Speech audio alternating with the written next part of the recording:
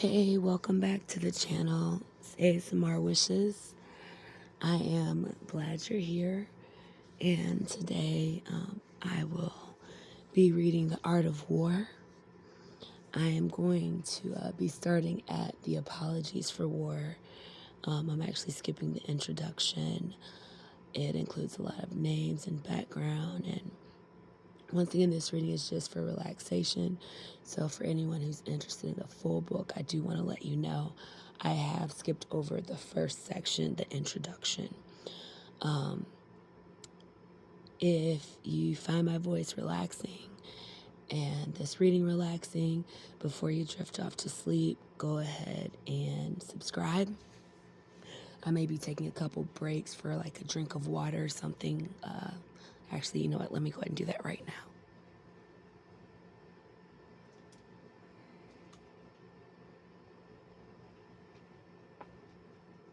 Okay. But other than that, I plan to just be reading, and I'm not sure how many chapters I'm going to do. Wherever I end at, I'll just go ahead and put it in the video so you know. So I'll be reading this book along with a couple others. Please subscribe if you haven't so you can see all the new uploads. And I'm going to go ahead and get started. So, Apologies for War. Accustomed as we are to think of China as the greatest peace-loving nation on earth, we are in some danger of forgetting that her experience of war in all its phases has also been such as no modern state can parallel. Her long military annals stretch back to a point at which they are lost in the mist of time. She had built the Great Wall and was maintaining a huge standing army along her frontier centuries before the first Roman legionary was seen on the Danube. What with the perpetual collisions of the ancient feudal states, the grim conflicts with Huns, Turks, and other invaders after the centralization of government, the terrific upheavals which accompanied the overthrow of so many dynasties, besides the countless rebellions and minor disturbances that have flamed up and flickered out again one by one, it is hardly too much to say that the clash of arms has never ceased to resound in one portion or another of the empire. No less remarkable is the succession of illustrious captains to whom China can point with pride. As in all countries, the greatest are fond of emerging at the most fateful crises of her history. Thus, Po Chi stands out conspicuous in the period when Chen was entering upon her final struggle with the remaining independent states. The stormy years which followed the breakup of the Chen dynasty are illuminated by the transcendent genius of Han Sen, when the house of Han in turn is tottering to its fall. The great and baleful figure of So dominates the scene.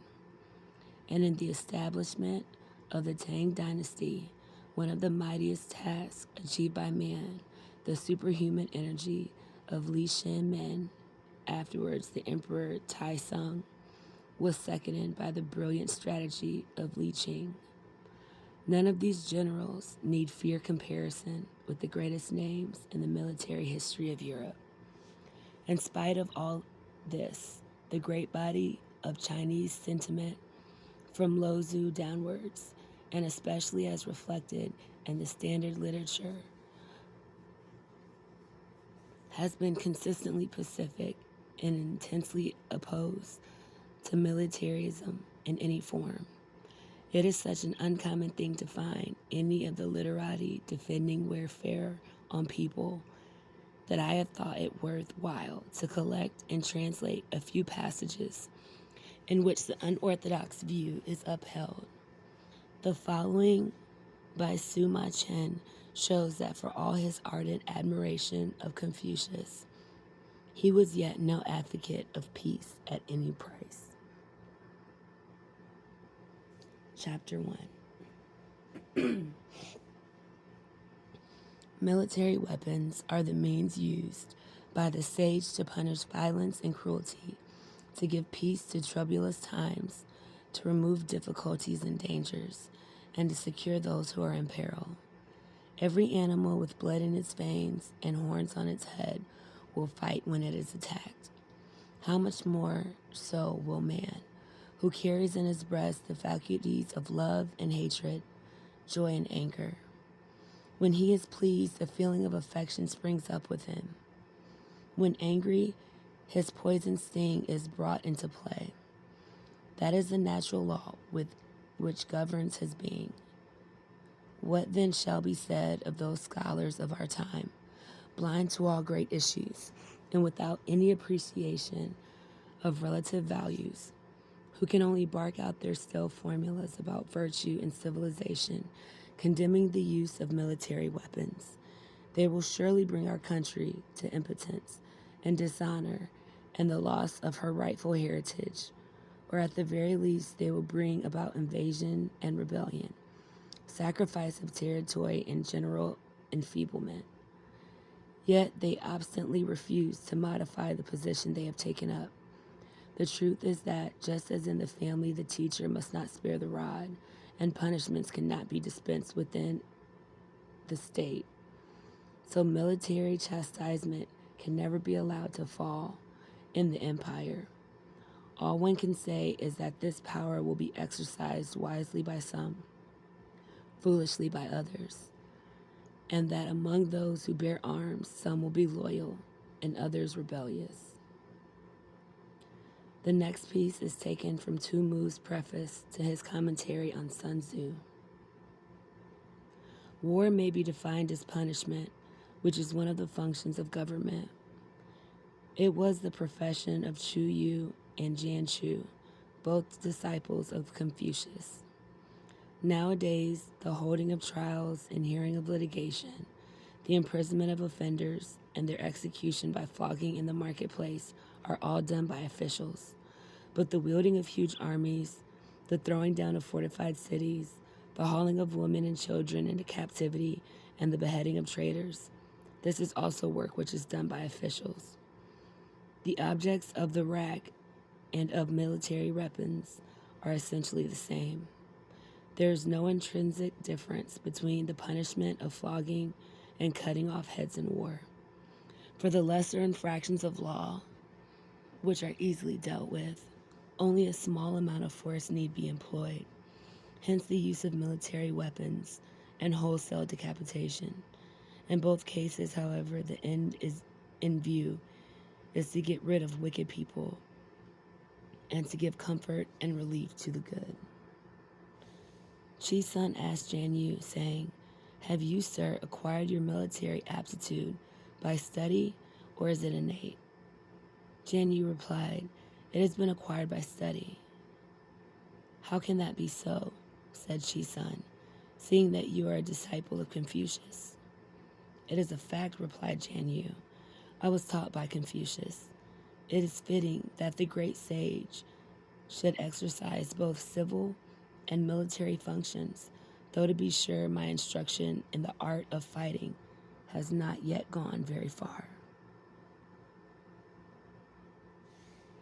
Now, who the author was of this rigid distinction between the civil and the military, and the limitation of each to a separate sphere of action, or in what year of which dynasty it was first introduced, is more than I can say. But at any rate, it has come about that the members of the governing class are quite afraid of enlarging on military topics, or do so only in a shamefaced manner. If any are bold enough to discuss the subject, they are at once set down as eccentric individuals of coarse and brutal propensities. This is an extraordinary instance in which, through sheer lack of reasoning, men unhappily lose sight of fundamental principles. When the Duke of Zhou was minister under Cheng Wang, he regulated ceremonies and made music, and venerated the arts of scholarship and learning. Yet when the barbarians of the river hall revolted, he sallied forth and chastised them. When Confucius held office under Duke of Lu, and a meeting was convened at Chaiku, he said, if pacific negotiations are in process, warlike preparations should have been made beforehand.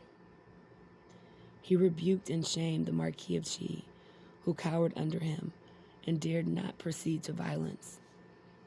How can it be said that these two great sages had no knowledge of military matters? We have seen that the great Chu Sai held Sun Tzu in high esteem. He also appeals to the authority of the classics. Our master Confucius, answering Duke Ling of Wei, said, I have never studied matters connected with armies and battalions. Replying to Kung Tzu, he said, I have not been instructed about buff coats and weapons. But if we turn to the meeting of Chaiku, we find that he used armed force against the men of Lai, so that the Marquis of Chai was overawed. Again, when the inhabitants of Pai revolted, the ordered his officers to attack them, whereupon they were defeated and fled in confusion. He once uttered the words, if I fight, I conquer. And Jan Yu also said, the sage exercises both civil and military functions. Can it be a fact that Confucius never studied or received instruction in the art of war? We can only say that he did not specifically choose matters connected with armies and fighting to be the subject of his teaching. Sun Xing Yang, the editor of Sun Tzu, writes in similar strain. Confucius said, I am unversed in military matters. He also said, if I fight, I conquer. Confucius ordered ceremonies and regulated music.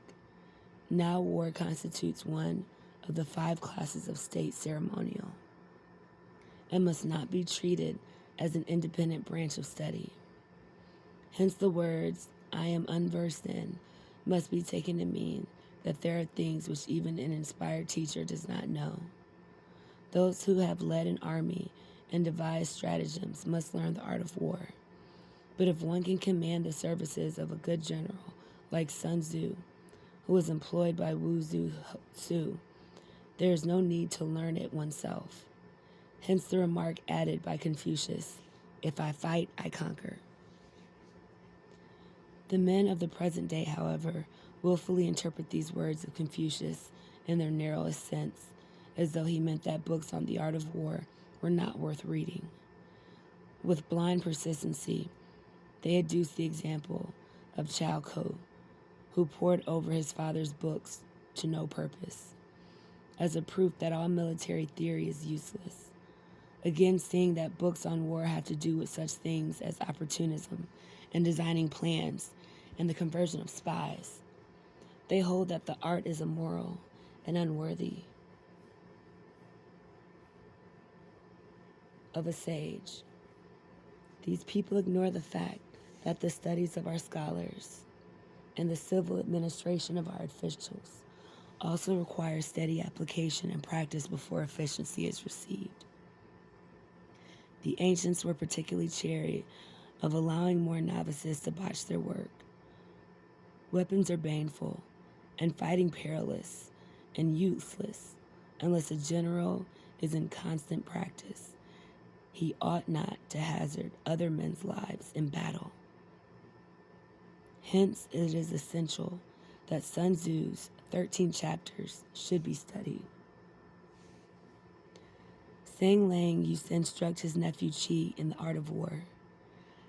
Qi got a rough idea of the art and its general bearings, but would not pursue his studies to their proper outcome, the consequence being he was finally defeated and overthrown. He did not realize that the tricks of war are beyond verbal computation. Duke Sang of Sun and King Yin of Su were brought to destruction by their misplaced humanity. The treacherous and underhand nature of war necessitates the use of guile and stratagem suited to the occasion. There is a case on record of Confucius himself having violated an extorted oath, and also of his having left the sung state in disguise. Can we then recklessly arrange Sun Tzu for disregarding truth and honesty?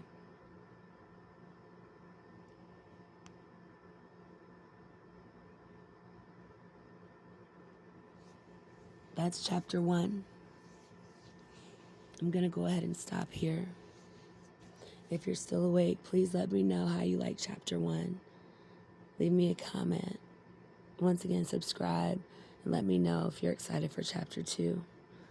Also, stay tuned for other audiobooks that I plan to be releasing as well. I'm so glad that you're here. I can't wait to see you again.